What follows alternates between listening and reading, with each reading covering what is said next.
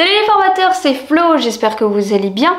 Aujourd'hui, on va aller sur Global. J'avais envie de vous montrer les dernières nouveautés parce que c'est un outil qui évolue. L'équipe ajoute toujours des petits éléments qui peuvent nous aider en tant que formateurs et aujourd'hui, je vais vous montrer comment on crée un déroulé parce que oui, il y a un déroulé, on peut intégrer son scénario dans l'outil. Est-ce que c'est pas merveilleux ? Je l'ai testé pour un atelier, j'avais créé tout mon petit déroulé, mes différentes séquences et le minutage, parce qu'il y a aussi un minutage qui se déclenche. Non mais c'est un truc de fou, c'est un truc de fou. Vous créez votre scénario, vous créez votre déroulé, vous le lancez et à partir du moment où l'atelier commence, eh bien j'ai un décompte avec le minutage des séquences, à quel moment je dois passer à une autre séquence. Je n'ai plus besoin d'avoir un timekeeper, de regarder le temps, mais non, ça se fait tout seul. Et je voulais aussi vous parler de quelques petites choses que j'ai comprises avec le temps, notamment l'intégration de PDF qui va se transformer en PowerPoint. Ça, si on ne le sait pas, et pourtant ça change tout. Allez, je vais vous montrer tout ça. Allez, je vais vous montrer le déroulé. Pour le trouver, c'est tout simplement en bas à droite, ici, dans les outils d'animation. Alors dans les outils d'animation, bien sûr, on va retrouver les sondages, l'annonce que je peux faire, les droits des utilisateurs et le déroulé, c'est ça qui m'intéresse aujourd'hui. Le petit i ici vous explique tout simplement son utilité, le séquençage qu'on va faire de notre atelier, de notre formation. Pour créer un déroulé, je vais cliquer ici sur le bouton bleu plus et vous le voyez, ici je vais d'abord donner un titre à mon déroulé. Je vais l'appeler Atelier Gamification niveau 2. Voilà. Ensuite, le nom de l'étape. Donc là, je vais retrouver toutes mes séquences. Je vais commencer avec la première. Icebreaker, évidemment. On commence l'atelier en douceur. Et juste à côté, vous le voyez, j'ai la possibilité ou pas d'activer le minuteur. Je vais le faire. Voilà, ça me durait 10 minutes. Et je passe à l'étape 2. Étape 2, on va faire un rappel du niveau 1. Pour ceux qui ne l'avaient pas suivi, là ça va nous prendre 20 minutes. L'étape suivante, ici on va voir les outils de transformation, ça va nous prendre 40 minutes. L'étape suivante, je fais un méli-mélo qui va nous prendre 20 minutes.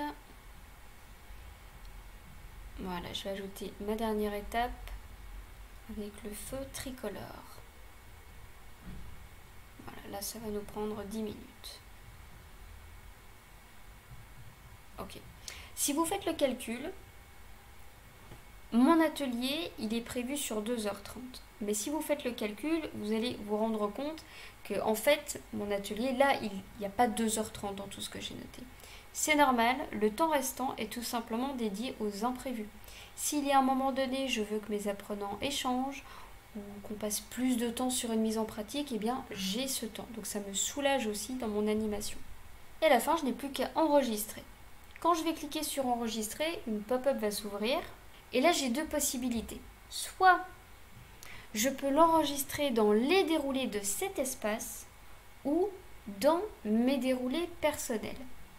La différence entre les deux, c'est que si j'ai plusieurs animateurs sur cet espace, tous les animateurs pourront le voir. Si je clique sur déroulé personnel, ce déroulé ne sera visible que par moi. Bon, en l'occurrence ici, la seule animatrice c'est moi, donc peu importe lequel je vais choisir. Je vais garder celui-ci, déroulé de cet espace. Et je n'ai plus qu'à cliquer sur le bouton enregistrer. Et une fois que je suis prête à animer, je vais pouvoir cliquer sur diffuser le déroulé dans l'espace. Et voilà comment créer un déroulé sur Global. Et c'est pas tout! Alors l'astuce dans Global, si j'intègre un PDF, il se transforme automatiquement en diaporama. Exemple.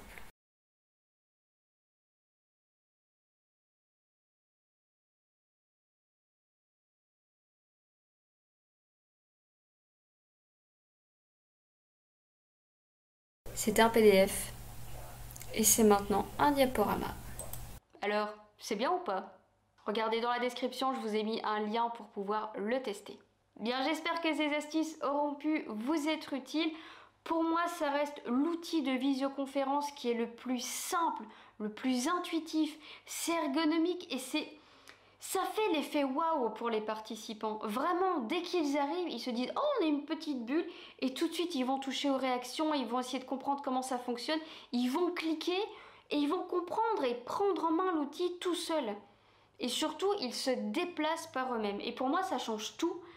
Contrairement à d'autres outils comme Zoom ou Teams, où là je dois créer des salles, donc déjà ça me prend du temps, que ce soit avant ou pendant la formation, je bascule tout le monde en salle et il faut qu'ils comprennent qu'ils sont dans une salle et comment revenir en salle principale, ou alors je vais les chercher par moi-même, ou il faut que je programme des minuteurs, bref, on perd du temps, alors que là, ils vont tout seuls sur une table et s'ils sont perdus, on dézoome, ah oui, je suis en table 3 et vous m'attendez en table principale, j'arrive.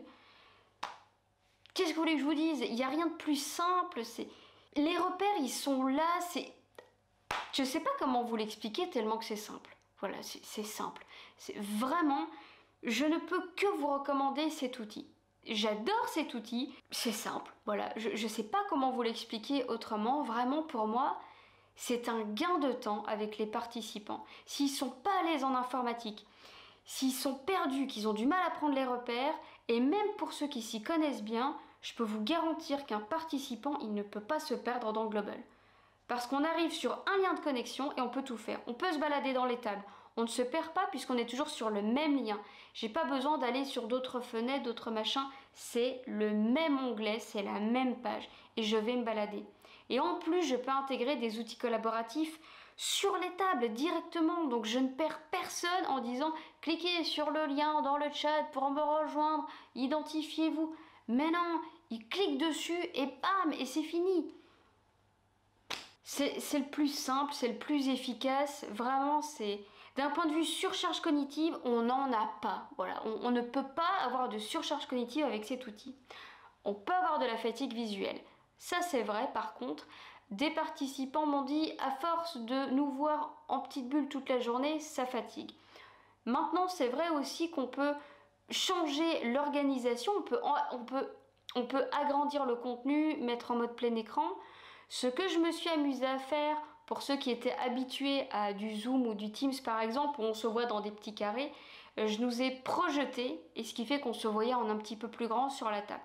Voilà, ça peut aider pour se voir en plus grand. Maintenant, l'objectif, évidemment, c'est de pouvoir travailler ensemble autour des tables. Je trouve que Global n'est pas fait pour qu'on puisse se voir et échanger.